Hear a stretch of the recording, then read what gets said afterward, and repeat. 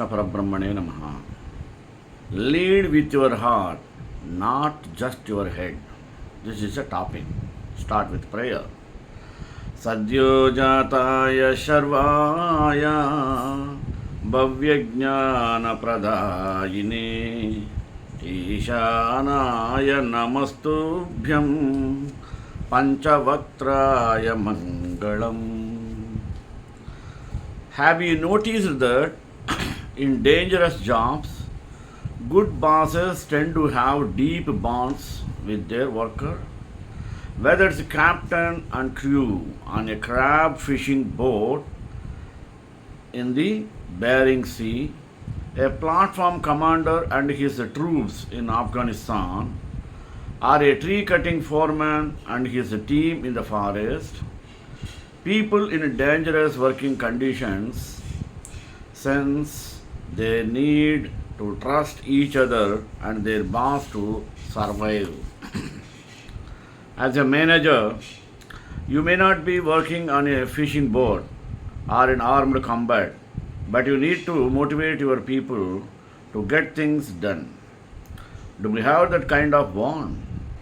Or have you been taught to manage by objectives and monitor performance, and that bonding with your team members will be seen as a distraction, at best of weakness at worst? Many have. Perhaps that's why a recent survey found that more workers would trust a total stranger more than their own boss. At the Neuro Leadership Summit in New York City this October, we jointly presented research and findings explaining why leaders should develop the capacity to build secure attachments and personal relationships. The productive manager in a complex global workplace should be less like a football coach with a whistle around his neck and more like a belayer helping climbers reach the next goal. While it is true that companies with abundant resources can afford to use fear as a motivator and absorb the cost of more frequent hirings and firings, this approach frequently ends up being memorialized in case studies of failed leaders and shuttered business. Let us look at some of the reasons impersonal leadership fails.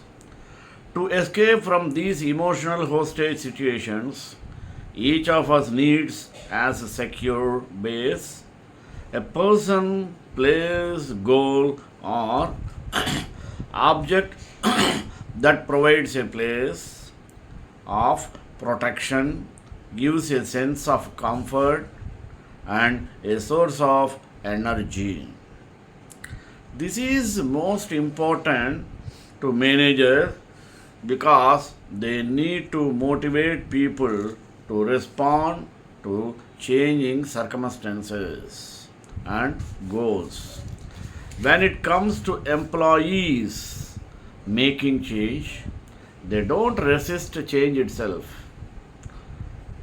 They resist the pain of change and fear of the unknown that comes to employees making change. They don't resist change itself. They resist the pain of change and fear of unknown comes with it. This leads many employees to think more defensively, to hold back and resist pursuing success and playing to win.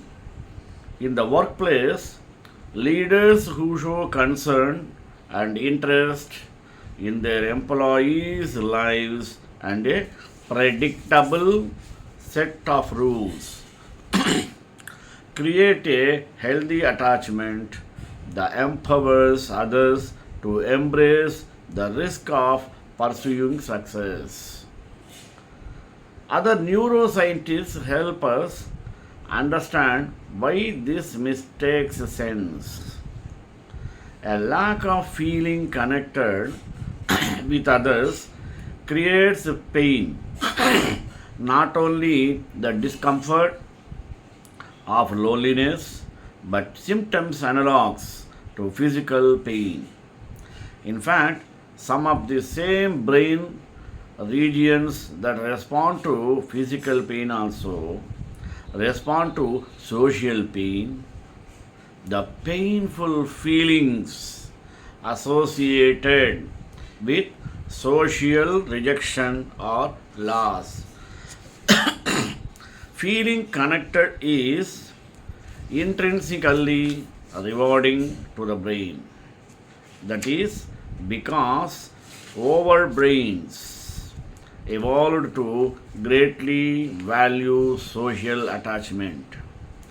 Because human maturation takes so long compared to other species, social pain became a way to encourage us to stay socially attached to promote survival.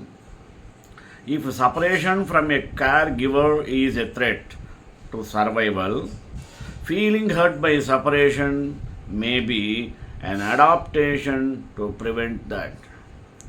No one is suggesting that managers should act or see themselves in a caregiving or paternalistic fashion.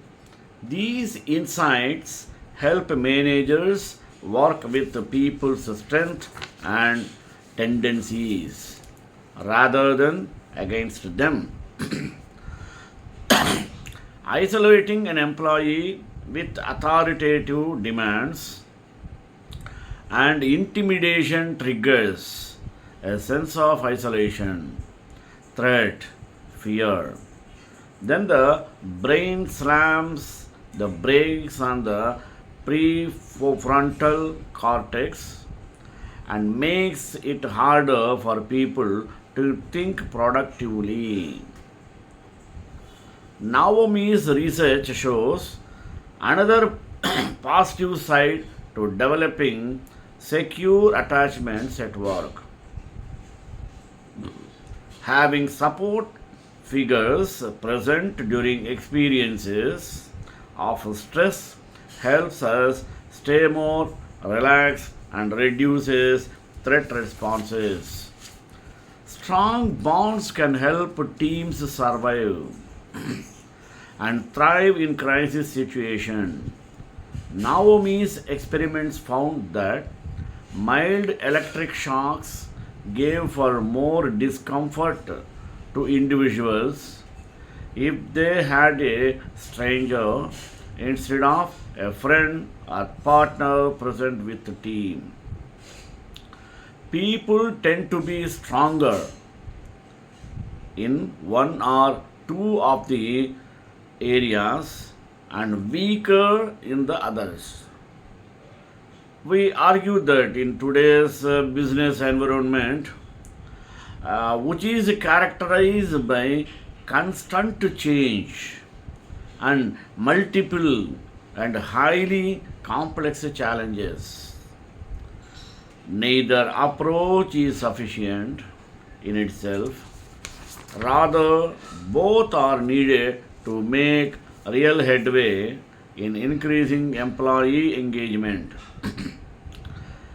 Let us have a look at these two main styles, how to develop them, and how to possibly balance them to become a holistic leader. Head leadership. Head leaders are great at creating a strategy and a plan, setting goals, following a budget, and holding their team accountable to the plan's actions and processes. They know how to create systems and plans Leading with your head is about competence, skills, and knowledge. Head leaders are usually task oriented, which ensures that things get done in a manner that is both effective and efficient. They usually set up concrete, logical, and deadline driven schedules with specific requirements. Those leaders try to maintain high standards with optional allocation of resources. Employees who need structure and who struggle with managing their time work best under their kind of leadership. There are a great number of tough questions to be addressed in any organization. Strength or competence can be established by virtue of your reputation, your position, and your actual performance.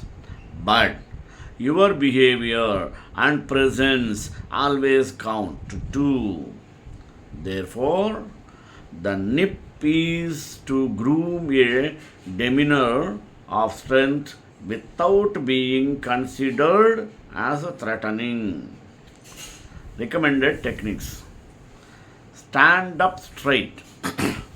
Realize the importance of good posture in projecting authority and an intention to be taken seriously.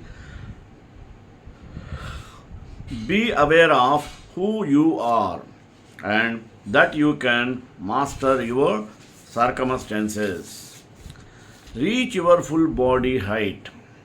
Use your muscles to straighten your spine and speak with clarity and conviction. Get hold of yourself when you move.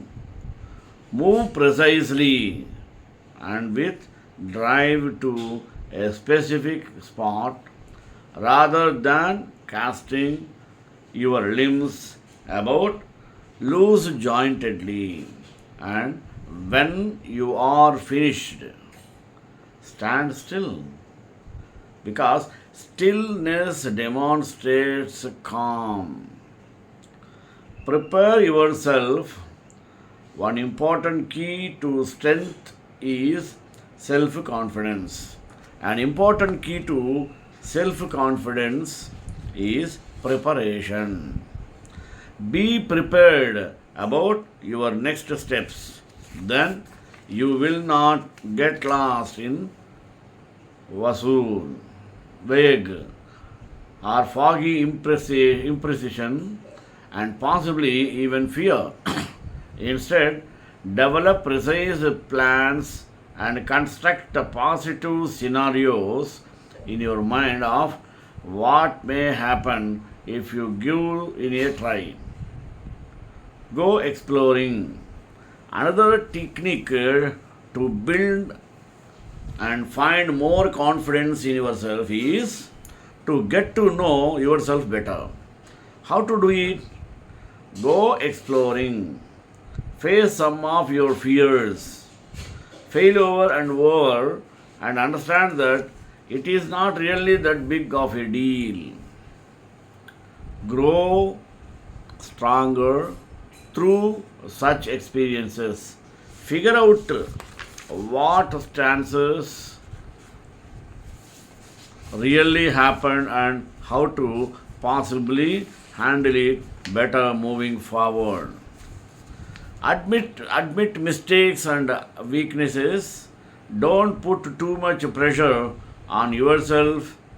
So when you don't do the right thing, admit it, accept it. Be transparent, authentic, and willing to walk about your mistakes and faults in a constructive manner. When you are vulnerable and have nothing to hide, you radiate trust. That's what people love. Feel in command and be present. If you see yourself as an imposter, others will too.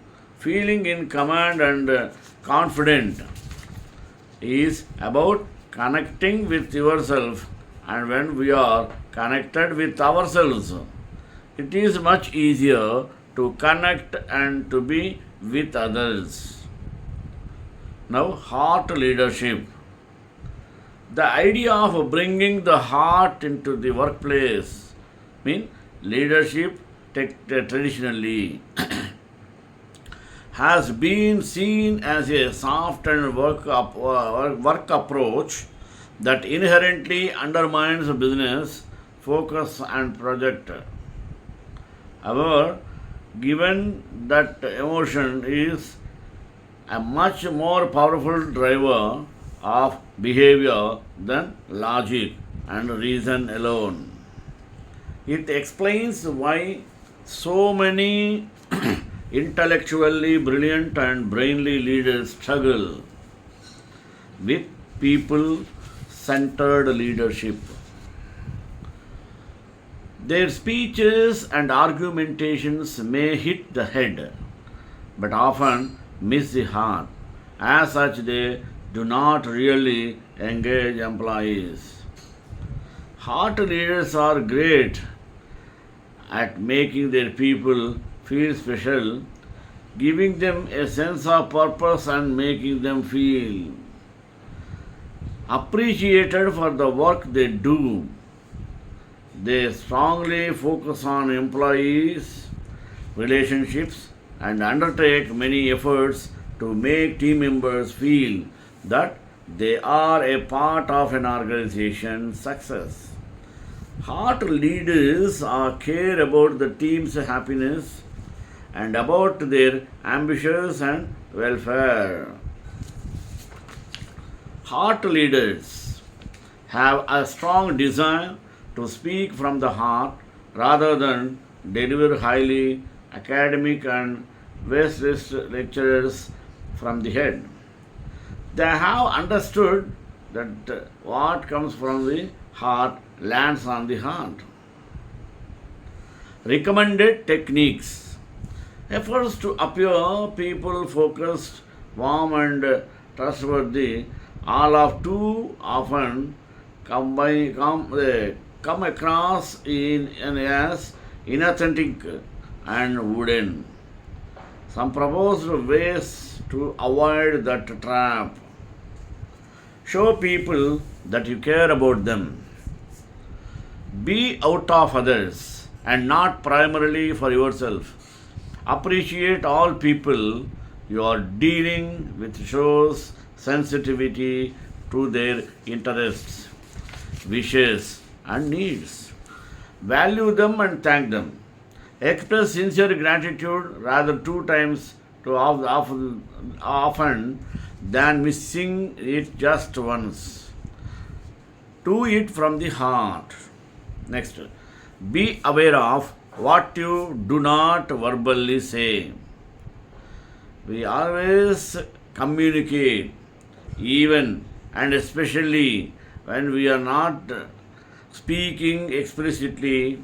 Even a few small non-verbal signs like a like a nod or a smile or an open gesture, etc., can show people that you are pleased to be in their company and attentive to their concerns. It demonstrates that you hear them, understand them, and can be trusted by them. Focus on positives. Don't punish mistakes as they can happen. Think and speak about them in a rest oriented and forwarded. Looking away. Jointly look with others for saluting and implementing actions to avoid the key will happen again. Next, wake your talk. Mean what you say and keep your talk, deliver your committed tasks and do it on time and in full, and they lead minimum guaranteed activities with committed tasks and on time and in full.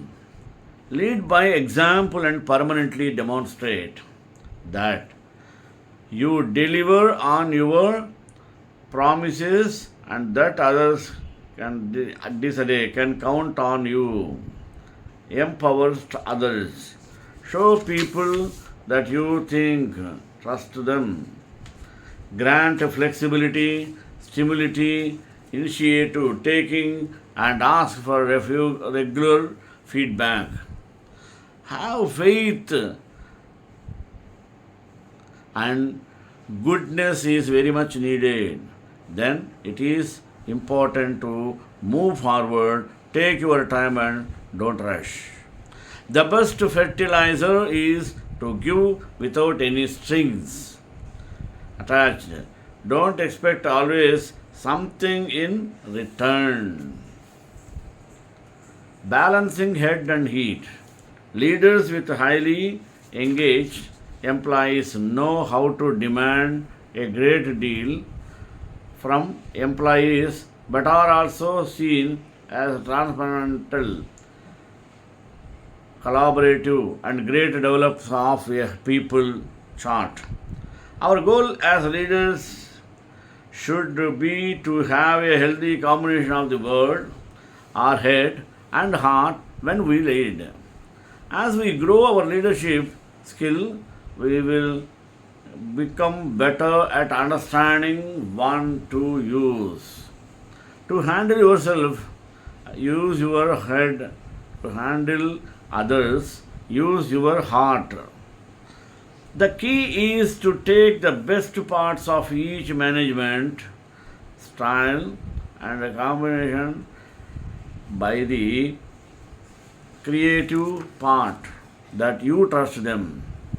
Grant flexibility, stimulate initiative taking, and ask for the region feedback as taken by him. Have faith in others' skills and capabilities. Be willing to let go and to share power. Establish long-term relationships. Displaying warmth, ethics, and fundamental principles. To take your time and don't waste your wish. The best fertilizer is to give without any strings attached. Something don't expect always in return. Balancing head and heart. Leaders with highly engaged. Your own approach. One that reserves you your personality and which gets the task done while also educating positive working relationships. Be flexible and aware of the possible also. We can estimate the situation according to the approaches. You embrace and exhibit positive characteristics such as empathy, respect, cooperation, gratitude, and compassion. You respond openly to your primary human urge to give, share, and inspire. You regard to your intuitions and attune your mind to your instincts. You openly respond to your primary human urge to give, share, and inspire. You focus on giving and relinquish your fears. You let go of because you understand that you don't need anything. You are happy and satisfied by the actions you take regardless of other outcome. I understand that I will be able to explain my past better by creating a comparison leading from the heart to leading from the mind. To lead from mind means you work only acting to your goals is expectations and plans. Now you put precedence on the practical need to get things done. You constantly fear rejection and disappointment because you are paranoid. Next, you constantly worldly about what people will think of your actions. Fifth, your happiness depends only on whether what is people thinking of our actions. Your happiness depends only on whether or not your expectations are met. I am of the firm belief that the first and foremost hallmark of a good leader is their ability to make their employees feel special. Heart leaders are generous when it comes to giving due recognition to the contributing that each team member brings to the company because heart leaders take the time to get to know their employees on a personal front. For heart leaders, connecting to their employees' feeling is what empowers them to provide the tools and support necessary to rally their team around their vision and motivate them to perform as their best possible selves. So, how does one begin leading from the heart? Remember that ultimate aim of heart leadership is to connect with your followers' feelings and bridge the gap between you in order to produce higher yield. Remember that an effective workforce will emerge from within your existing team only if you are willing to compromise and meet your staff where they currently stand. The first step towards becoming a heart leader is to become more empathetic. Begin by starting to see your business and your leadership from your employees' perspective.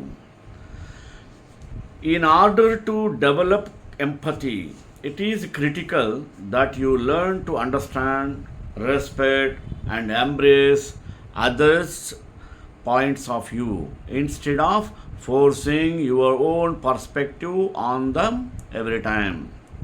Fair warning. This can be a frustrating exercise considering that it is probable that your workers' perspectives are counter intuitive to the way you choose to govern them.